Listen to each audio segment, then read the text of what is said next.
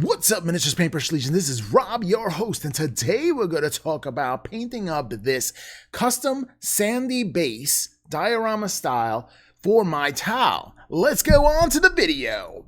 Boom! Alright, y'all, we're going to start you off with some Stynal Res Primer, and that's right, I go white over black, and I'm going to create a story on my very large base. Now, my Stormsurge is the centerpiece of my army because it really is the largest Tau unit that I have within the army. So I really wanted to do something special here. I wanted to tell a story. I wanted it to be interactive. So I went into the bits bin and I found myself, from my Space Wolves project, the side door of a tank. So we have one of those side doors, those sponsons for a tank that usually has the guns that come out on the side. So I have that. So I was like, well, what am I going to do with that? I also had the hinge doors that came from the top doors that came from another tank, and I kind of used like that Imperial tank bits in order to have a hatch that kind of just opened up, right? Because I wanted to add depth to it. So that's what I did with that. I took this missile and it's like actually coming out, so this way it can also continue the attack with the Stormsurge. And I created these custom drones, just a little variation of some bits that I had lying around with the drones that I've created for this Get Her Done challenge that I've started. And if you didn't know, I have a very large Get Her Done challenge, and I'm just doing something that scares me. Painting white has always been intimidating to me, so I figured, hey, what's the best way to conquer my fear of white than to paint like several thousand points of Tau? Yeah, why not, right? And I've been collecting Tau boxes for about 4 or 5 years now, and I've never painted them because I was so afraid of white. Here I'm going to tell you, whenever you're afraid of doing something, it's going to limit you if you allow it or give it the power to do so. So I had to do and conquer this. Here's my sub-assembly right here for all the pieces. They're all painted white with that first step over black. I did put some silly putty in here after I painted black just to mask it off. And silly putty is so amazing for unusual shapes because it really does conform to the area. Now here I'm going to peel this off and it's going to be black, perfectly black underneath. That is an awesome way to get a recess perfectly lined. There's a trick for you. Silly putty is thebomb.com. Yes, I'm that old. All right. And you could always reuse it. There I am, just putting it right back into the egg and done, right? I've had the same piece of silly putty for the last 4 years and it has worked. And the result speaks for itself. Again, I paint in sub-assembly. Those are my sub-assembled pieces for the diorama base. But let's get into the paintbrush. So now that I've done the airbrushing portion, I go in with the paintbrush. Now, I'm using Mechanica Standard Gray from GW, and I'm doing it in very, very diluted layers. Not just one, but several layers. More thin coats than possibly than a lot of people have done it. Because they say 2 thin coats, and I like to go a little more than 2 thin coats. So taking your time, splattering in, trying to avoid any of those brush lines, because that's the enemy, and doing it in thin coats like this helps eliminate those brush lines. You're gonna see going that second coat just right there kind of just evens things up just a little bit. And I do fast forward this, so I'm actually waiting for the units to dry before going for that second coat. But you see how even it does turn out. People don't usually show you that it's blotchy the first time over. Don't be afraid of it being blotchy for the first several coats, but eventually it comes out really nice. I'm going to do the same here for the back of the missile as well. If you want to see just the sandy part of the video, it should be around the last 5 minutes to the end of the video. You should be able to see just the sandy bits and what I use for the sandy bits. So if you're just going for this video, you can fast forward to that portion if you don't want to see all the diorama bits that I added to this. But I thought this was like a really cool journey for me for painting, and I wanted to do something special. And the thing that makes this really special is that I reached out to a lot of people. I'm usually, when it comes to creating something myself, usually a little bit of an introvert where I want to create and do the creative process all by myself. But this time I asked my wife, I asked members of the Frost and Fist channel. If you don't know what their channel is, go check them out. Frost and Fist, great couple of guys. They do live show on Friday nights, and yeah, they're just if you're painting along, you can have them all on the background and interact. It's just a good time to check them out. So I reached out to all these people and asked several friends, should I have this missile streaming across close to the ground, lifting up curls of sand? And I was going to have to know how to model curls of sand and then do like fire out of the back of it, kind of like going through, lifting up the sand, parting the waves. Or should I have like a secret towel base and have this missile coming on up throughout? You can see who won that right there, and especially when my wife said, I like this one better. Like, it was very decisive, and my wife doesn't really play miniatures and doesn't really understand the whole miniature thing that I love, but to get her input onto that on top of everybody else's, predominantly a lot of people like the base and the missile coming out. But it still was a very, very special process, and I value all the feedback from all the people that were involved, and I'm reaching out to those people. I really wanted something special. So here is, I'm creating these drones, and the drones, they don't have any rules for the Tau Army because they really don't exist. I just wanted to create something with like an elaborate like guns and stuff like that. I'm sure people when I post the pictures of this are going to say something in the communities for Facebook, because some people, I don't know, they're kind of mean. I don't know.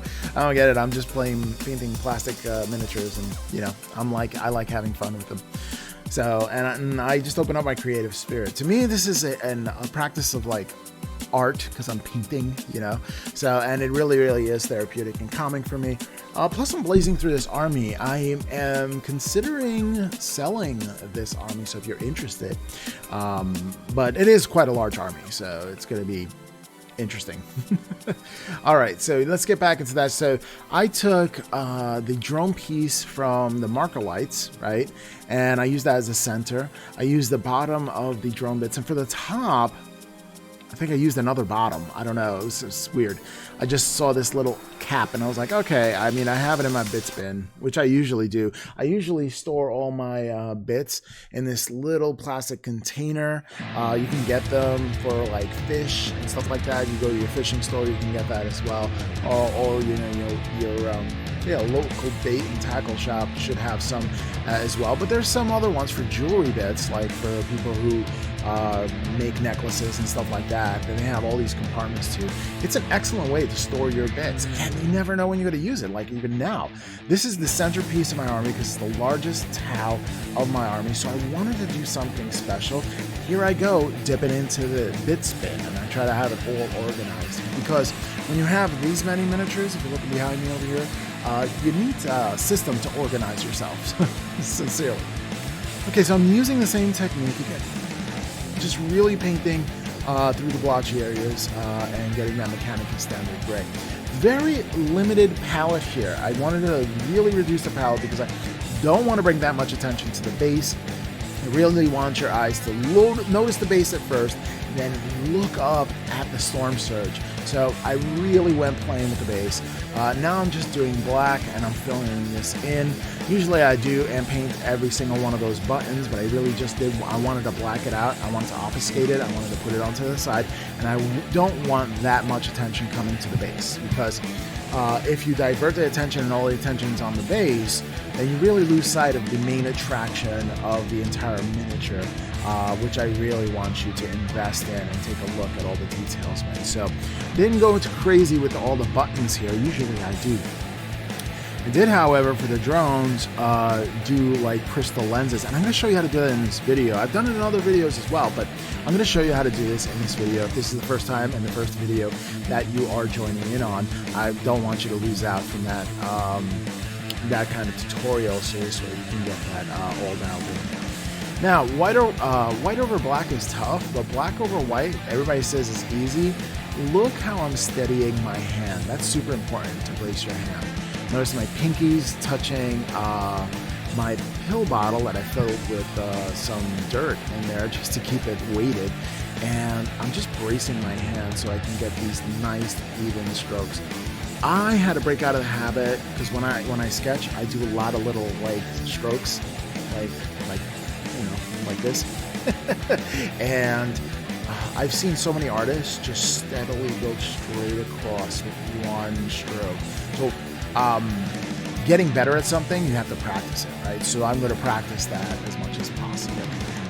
So that's what I'm trying to do here. And since I have the black on the brush, I'm going to go over and do this weapon here for the drone as well. And just really taking my time and trying to really hone in on that brush control and not doing so many strokes and trying to do those one strokes. But you see, it's really tough for me.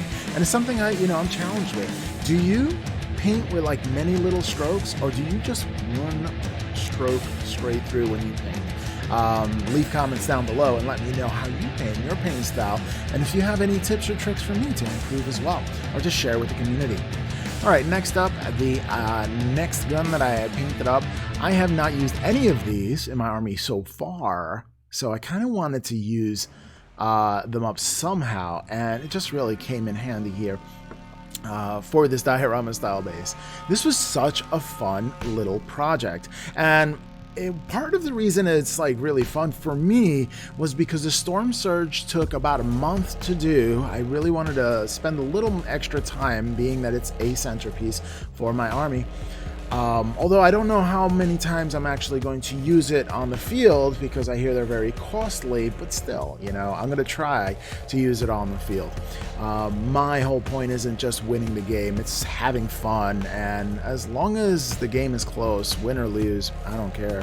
I just don't like blowouts, when I play. So yeah, I want to be able to kill some stuff, and I want you to be able to kill some stuff too, and then we just meet in the middle and see what happens. Alright, so just putting the pieces together. I'm going to include the bill as well. This is interesting. I've never built one of these because I haven't put them on any parts of my army. I did put some green stuff here on the bottom, but I don't know if I stuck with that. I kind of like saw that I really didn't need it, so I kind of like got rid of it, like right there. I usually have green stuff. A lot of people don't know working with green stuff, you gotta let it dry a little bit. Yeah, because it gets super tacky if you try to use it right away. So you gotta like wait like five minutes and then go at it, and it's so much more easier to work with. But there it is.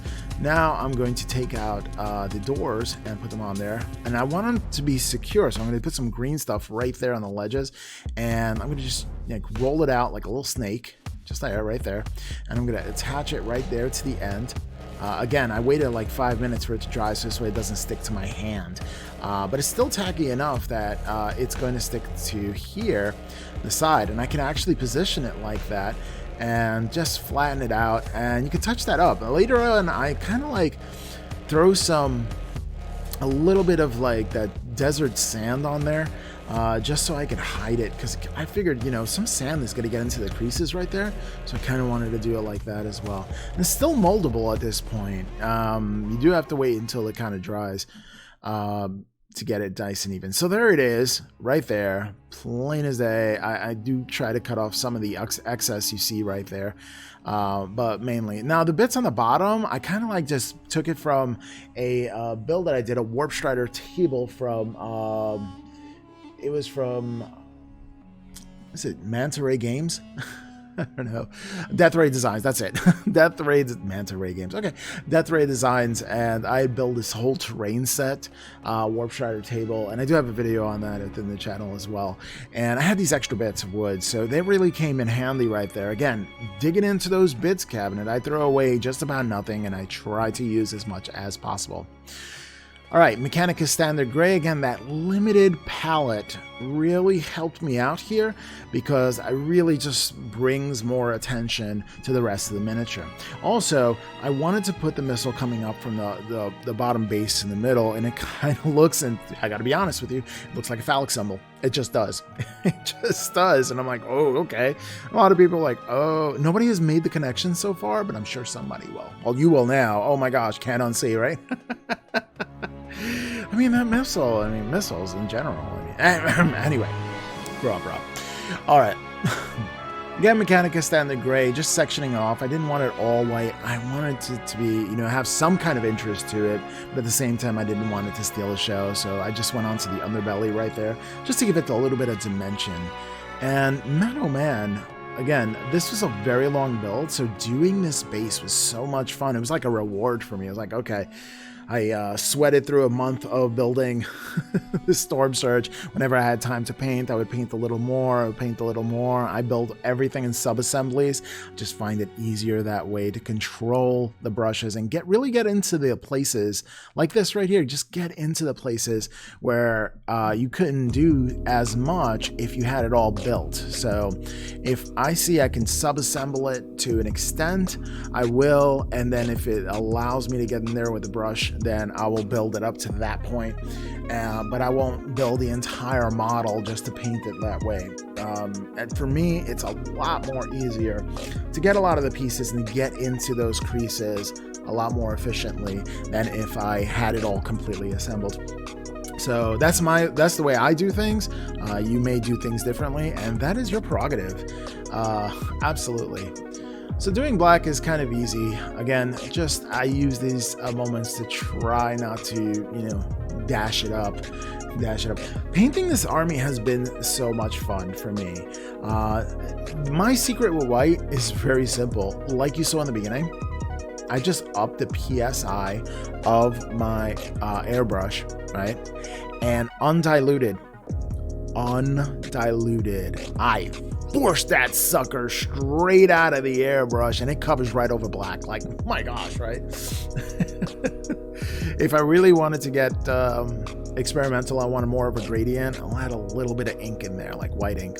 FW I do, or Vallejo has nice white ink as well, and so does Liquitex. All right, over here is an oil pin wash, and I'm using a stick pen to do that. I've used this technique in other videos as well. All you have to do is mineral spirits and I use Winsor and Newton Winton oil paint, the black, and that's pretty much it. Just mix it up. Notice that it does take a long time to dry, but once you get it, look how well it does in the recesses. And using that stick pen gives you that control. The black lining, it just comes out just so, So try that if you haven't tried that yet. Keep in mind that it does take about 24 hours to dry once you do it though. All right, so just gonna set these on here. I did cut the bottom pieces off, the pegs, just so I can stick them onto the base. And I'll show you how I do it right there. Yeah, right there. I just shave that sucker right off on the bottom. And you can shave it off even more if you want to include drones of different heights, right? Just from your spare bits. All right, so now I'm just going to position it and kind of get an idea of where I want it. And then we can actually go to my friend. I use green stuff to patch that in there. Okay, so let's get the top of these drones, and I want to make thematic, so I have these decals, and they are from Gundam model, which is great because I'm just like really embracing that whole Gundam thing, and I think it's really kind of cool.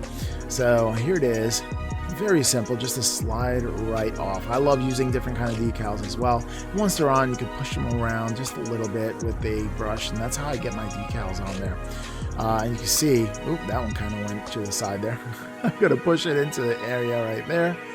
And, just with a little bit of water, get into a Q-tip. I gotta take the excess off right there. And the cool thing is that, those black lining you did before, it's oil paint, so it's water resistant. So you don't have to worry about that rubbing off, really. So now I'm just gonna take a Q-tip, because there's a little bit of excess water there, and dry the decal right on there. And works great. This is even without Microsol and Microset. This is straight decal. If you do want to use Microsol and Microset, those products are really great to soften up the decal, so this way it can conform to irregular surfaces. So it's really good for that. But yeah, I just wanted to be thematic, so there it is. And then I put these decals over here from the towel that I had, and I have plenty of transfer slides right there. All right, so getting into it, let me show you how I do the lenses here. This is a blue lens. I'm going to use dark Prussian blue from Vallejo model color. And I'm going to use that as the base. So I'm going to completely cover the entire lens in that dark Prussian blue. If you're doing lens of any color, you want to go the darkest. I usually do the darkest color first, paint the entire lens that color, and then go at it with lighter colors. Some people do it the reverse, but this is the way I do this. Try it either way and whatever you feel more comfortable with. Okay, so next up, I use a sky blue. You can use literally any sky blue. I think this is number 2 from War Colors, but I've used Vallejo model color sky blue as well. Vallejo game color has a sky blue as well. It's up to you. It's up to you. So getting that somewhere in the middle, I try to do is almost where the dark Prussian blue was wet. I didn't wait for that to dry to add that in there. So I wanted to do that as well. So you have that. And next up, I'm going to just take some white primer. That's all that is white primer. And I'm just going to put a little dot, oop, that went too far on that. And I clean it up later with dark Prussian blue there. A little dot on the edge right there, and that makes a world of difference. And what I'm going to do is I'm just going to have the dark Prussian blue, and I'm going to come in with that other white dot and kind of just take some of that off, you know? So I'm going to have the boop right there. The boop is the little reflection of light that you got to get from a lens. And there it is. I'm going to wait. Kind of take a look at it. I usually examine my work. I'm going to go in red because there was this red lens, but I don't really want to do it as a lens. I kind of just want to do it as an accent color or a spot color in there. And there's a lot of blue in there, and I just wanted to do that. Add some variety to it within that little lens right there. I'm just going to add a small little boop on the bottom. I call it the boop because I'm almost like stabbing just a little bit. You can see that stabbing motion right there. There it is. There's the lens with the red thing, and it really adds a lot of diversity to it, and it's a lot of fun to paint up. So there it is. Next is some edge highlighting. I'm going to go to town with that. There's a lot of edge highlighting here. So I'm just going to go on to the next part. So there it is. Completed my custom little drone here. Well, not completed. It needs the firepower. So let's get the firepower onto there. And this is the way I do the firepower, especially because the drone is smaller than a regular drone because these are like 2 bottom pits that I kind of like made into a hamburger. And I'm going to actually put this on some poster tack. I'm going to glue the hubloos out of it. And the reason why I'm doing that is because the weapon is not designed to go into that little peg there. But I need to balance it, and the weapon is actually heavier than the drone, so you know I have to put the weapon on something and then adjust where the poster tack's going to be and just get it right. So if you haven't tried this technique does wonders. Just lay it on into like a cutting board, and then you can let it dry however you need to let it dry. It does wonders. But yeah, there's that big old gun on the small little drone. I mean, the drone head is actually smaller than other drone heads, so it's actually exactly the same as top as the bottom. I think it's 2 bottoms sandwiched together. But yeah, so it kind of looks like that. Big old gun on a little drone. So much fun. Did the blacklining a little bit. It did a great job. I love it. All right, so time to get some green stuff and to position these drones. Now, green stuff for me, I mean, you can wait about 20 minutes for it to dry, but I kind of do it overnight before I put anything on top of it. So this was like one of the late night project. Usually I did an hour a night if I can to hobby. So it really doesn't take, you know, it really don't have a lot of time to hobby. Now summer's coming up and I'm a teacher, so I might have a little more time to hobby, which is great because I can get more content for the channel. I do want to thank everybody who joins in with me and is going through with this. The video doesn't come out once a week anymore, only because, you know, COVID had me teaching differently, so I had to write different kind of lesson plans and really go into the new century 2021 into creating an entirely different kind of structure as far as teaching and reinventing myself. So it took a lot of time away from hobbying. So I'm blessed to have the opportunity to hobby over here. Here it is. Well, it's all dried up. The next step over here for the Stormsurge is the sandy bit. So if you just tuned in for sandy bit, here is where you want to join in. So what I use is AK Interactive Desert Sand Acrylic Diorama Paste. And I just dilute it down with a little bit of water, so this way I can just conform into there, and conforms into the spaces just fine. And I kind of like paste it on. It reminds me of like putting some icing on a cake. This stuff dries up fantastically. I love AK Interactive's paste. I have their snow, I have their ice bits. I just totally AK Interactive when it comes to diorama stuff. Absolutely insane. Okay, so now when I built the Stormsurge, I put the heel portions and I left them unglued so I can just move them about, which helps because I don't want to mess up any of that black lining that I did, any of that edge highlighting that I did there. Notice that with this, I kind of like stab it in some places and I'm just like delicately tapping it and spreading it and tapping it and spreading it. This stuff doesn't really level out, so all the lumps that you get, those lumps are going to stay in there, and I want it to be somewhat lumpy because if you ever see sand is not completely flat or even. There are some lumps there, you know. So that kind of works out. So once you get that base, while it's still wet, I'm using WWS, Worldwide Scenic Tufts. There's a lot of different tough companies you can use. Luke's Affordable Geek Gaming's. I need to use Luke's Affordable Paint Service. It used to be Luke's APS, but Geek Gaming has a great set over there. Gamer's Grass is also awesome. WWS, Worldwide Scenic's also pretty cool. But yeah, this is it. Usually I paint these, but for the Tau Army, I hadn't paint these. These I'm just like throwing on there because they have like a little bit of red color in there and have a little bit of diversity in there. And I wanted this to be like a speed painted army, not something I'll just like spend. It's not competition models or anything like that. So now some road gravel. I literally got these from the end of my driveway.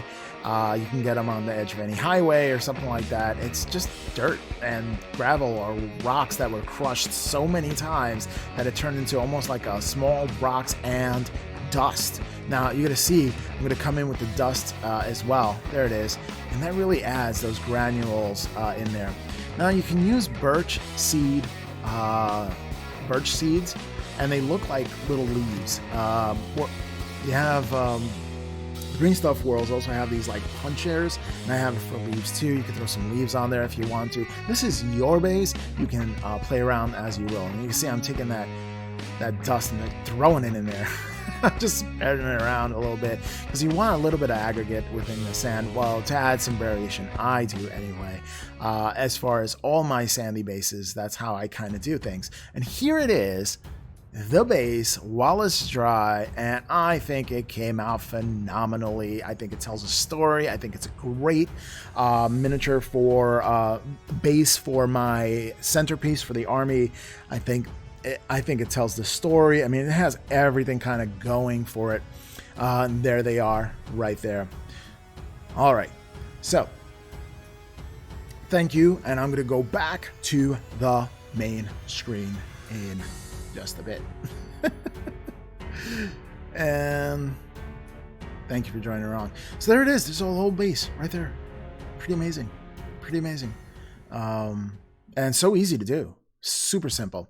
All right, let's get back into main. Subscribe if you haven't done so already. I do want to thank my Patreon members.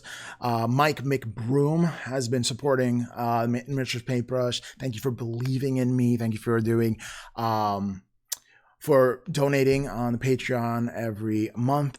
And then Emily Yasesco, thank you for always being there in a clutch, always trying to help us.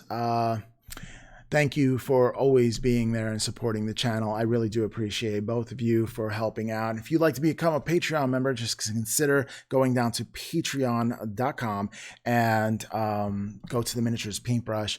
But if you don't do that, just sharing this video with other people really increases more people coming to the channel, and you can share this information with other people. Helps the channel grow. It's the kindest thing you could possibly do for this channel. If you want to share your WIPs and completed models, check out the Miniatures Paintbrush Legion on Facebook, where you can post your pictures and I can come on and check it out and comment on it. If you want any kind of advice, I give you advice. If you just want to show off something you're really proud in, that's amazing. I would love to see you there. I'm also on Instagram at the Miniatures Paintbrush, although I'm an old fogey and I try to keep up with Instagram and Discords and stuff like that. I don't know. See this gray in my beard. Anyway, I'm a Generation Xer. What can I tell you? Anywho, I'm going to work on my next project, which is a devilfish. It might take me a little bit to get to that project, but we'll see for the next tutorial. Well, thank you for joining along. And if you like this video, like, share, comment, and subscribe, and we'll catch you next time on the Miniatures Paintbrush.